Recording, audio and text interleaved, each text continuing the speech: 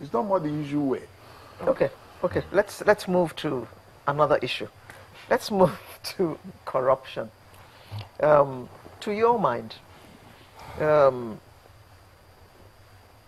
many have said that this anti-corruption war is a witch hunt. What are your views on this? Well, I think again, the Nigerian factor will always come to play. For those of us who try to be open-minded about this thing, for us, the important thing is that the state is encouraging and enabling agencies of anti-corruption to go do their work. You know, some people have said, if you are prosecuting this, why are you not prosecuting that? And I wonder, is it possible again to corral everybody that is involved in or suspected to be involved in corruption at the same time? I think a template is being established.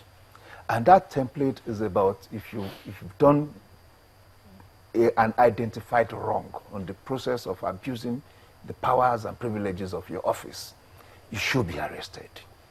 Now, there is also, I know at the last count that a whistleblower's bill had been forwarded by the executive to the parliament. I think this will enable the power of the people, you know, the power of stakeholders, as we put it, to be part of this process. So it's no longer about the president. So if you have if the Whistleblowers Act is passed today, and somebody in any ministry or state, you know, as an individual, can actually write petition, and has the guarantee of protection of the state. You know, so it's no longer going to be about the executive or those agencies determine who will be prosecuted. It's going to be about stakeholders, about people who are involved in the environment itself. Okay. So I think that is also part of institution building. You know, and again, like he said, processes and procedures are important. That is what we have not been aligning ourselves with in Nigeria. So that's processes and procedures. That means that issue. I'm using that example again of a letter to the president. It doesn't have to be a letter to the president. It's not about a letter to the president. It's about an institution. It's about. Look, we want to award a contract for 100 million. We have advertised this. Anybody with no connection, with no alliance, with no political alliances and all that can apply and has a guarantee of being selected. Process. That is institution. Not a guarantee.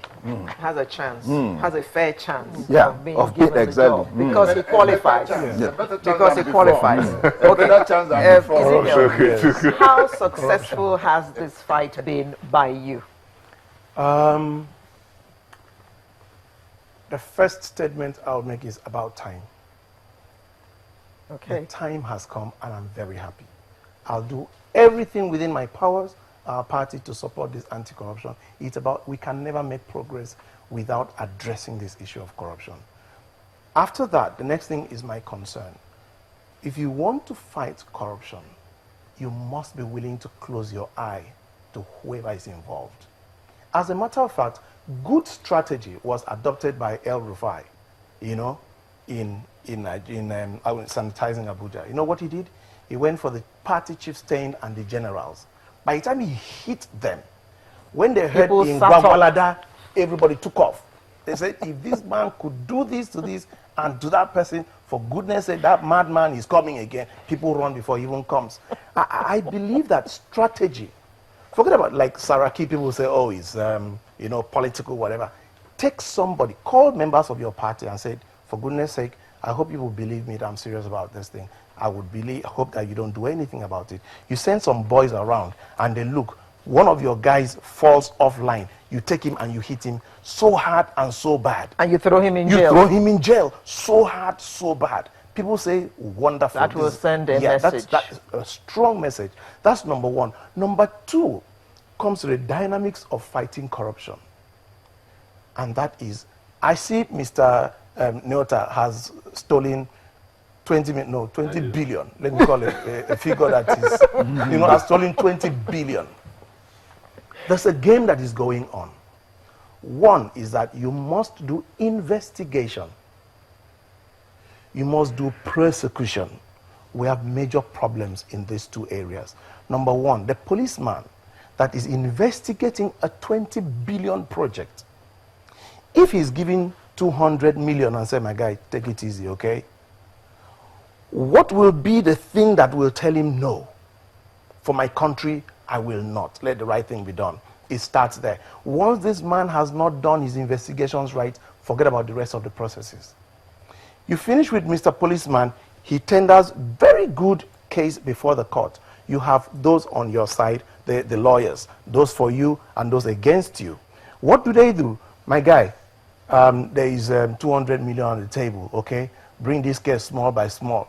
First, we talk about jurisdiction. We go up, appeal, we waste time. We waste all the time.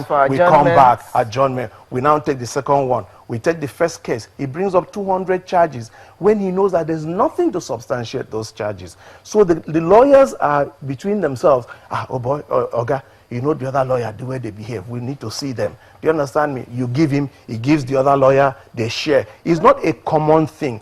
Do you understand? It's not a general thing. But so Mr. President has to say, before they make nonsense of this, my anti-corruption war, how do I look at the institutions? How do I look at the investigating side? How do I form an alliance with NBA for us to have an understanding so that we say, gentlemen, past is past, this is a new regime. Please, let's do these things right. And by the time the investigation is right, the judgment is given, and Nigerians say, it makes sense. That feeling of the Nigerian is the beginning of anti-corruption war. But for as long as they say, bros, leave that thing, all these will, Saraki will come out.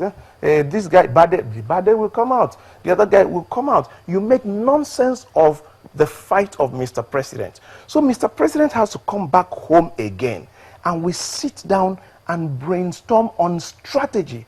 We need him, and every Nigerian must pray for him and support him, because this corruption thing must come to an end. You see, one of the, again, promises. One of the promises your party made was, we will strengthen institutions. But are the institutions strengthened? For instance, the anti-corruption institutions. EFCC. How are they handling these cases? A policeman who will get, a man who stole 20 billion gives him, we're taking 200 million, 10 million. Too much, sir. What I can say in a jiffy is, one, you know that the EFCC, the ICPC, and other anti-graft agencies are more proactive now than before. As I said, Mr. President had 4 years run. You cannot just use 11 months to do a total wipe-off or addition. The EFCC... the end of the journey. No, what I'm saying... To a large extent, can I come? Can I come? Yes. Between me and you, ask anybody who has any infraction. There's a president you could have been. You could have closed the Saraki matter. But that didn't happen. As Ezekiel said, Saraki is a big fish. One of those who made Mr. President's election possible. Because we, in the small CPC where we were in 2011, Saraki then we were not there. We had 12 million votes. But we didn't win Kwara State. We didn't win Benue. We didn't win Plateau. These were the coalition, the merger that had. But Mr. President said, in spite of all your contributions to this victory, please let the rule of law take its course. And if you go to EFCC, ask anybody who is involved, or ICPC, they are more proactive today than they were, even the police force. And people say, oh, Mr. President is selective. And I said, if Mr. Sido Kechu was not the National Security Advisor that shared funds, would he be culpable? If I wasn't the DG of NEMASA, and I was not a director in NEMASA, I wasn't a contractor, I wasn't a consultant, how would they call me for the malfeasance that took place in NEMASA? So they can't call you a Alero because you were not there. And so how can somebody call you? These 16 years, let me give you one example, for instance. About 2001, the then PDP-led federal government awarded the rail contract to the Chinese. 1,300 kilometers, Lagos-Kano, old gauge.